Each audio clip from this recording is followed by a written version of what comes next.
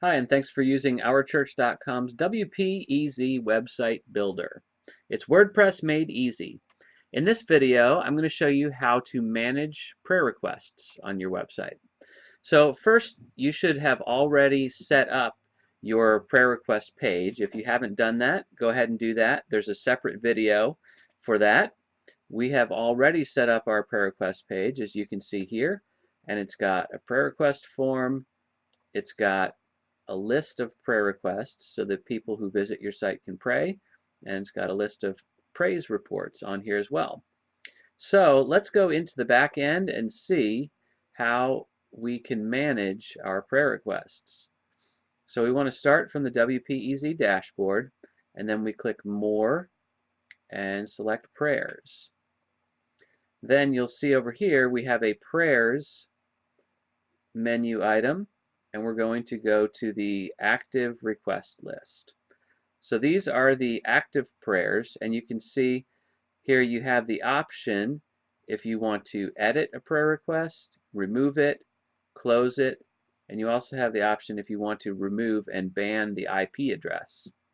So typically when a prayer has been answered in one way or another, you may want to close the prayer request.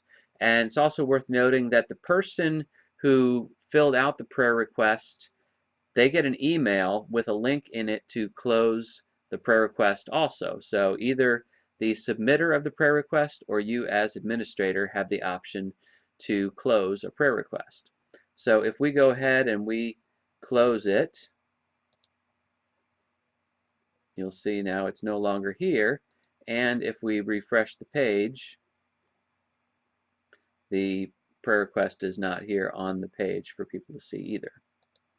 And so that is how you can close or remove a prayer request. Once you close a prayer request, it goes on a list of closed prayer requests. So you can come in to the prayers submenu and click closed prayer requests. And if you want to, you can archive it or remove it, or you can reopen it if it was closed by mistake or more prayer is needed. So one of the other things that you'll want to check periodically is the flagged prayer requests. So if we, let's say there is an inappropriate prayer request submitted, somebody, when they come in and they view the details of this, someone from your congregation or your organization or even just a visitor can report abuse, and that will flag it for inappropriate content. And so when we go in to the flagged requests, you'll notice this is now flagged. And if we want to, we can remove the request, we can remove and ban the IP address, or we can clear the flags. And if we clear the flags, then it goes from here to back on the active request list. Or maybe it goes to the closed. Let's see. Yeah, there it is. It's on the closed. Okay. All right. So that is how we manage prayer requests. One other thing I'll mention here, and I'll go into more detail in another video, is if the user chooses to close a prayer request, they also have the option of submitting a praise report with that.